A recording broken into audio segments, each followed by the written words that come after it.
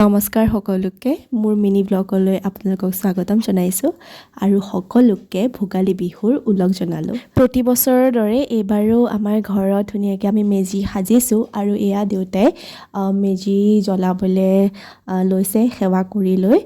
আগতে ককা থাকোঁতেও সদায় আমি মেজি সাজোৱে এনেকৈ আৰু সেই পৰম্পৰাটো আমি ৰাখি গৈছোঁ।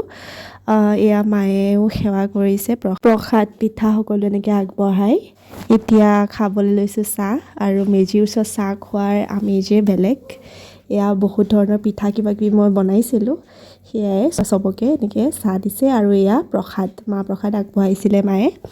আৰু এতিয়া মেজিৰ ওচৰতে বহি খাইছোঁ আৰু এয়া দেখিছেনে আলু নাখালে হেনো গাহৰি হয় বুলি কয়, গতিকে এনেই আৰু পৰম্পৰা যিহেতু আলু এনেকৈ বইল কৰিছিলে। আজিৰ মিনি ব্লগত ইমানেই আছিলে আৰু আকৌ এবাৰ সকলোকে বিহুৰ ওলগ জনালোঁ। আকৌ লগ পাম, ধন্যবাদ।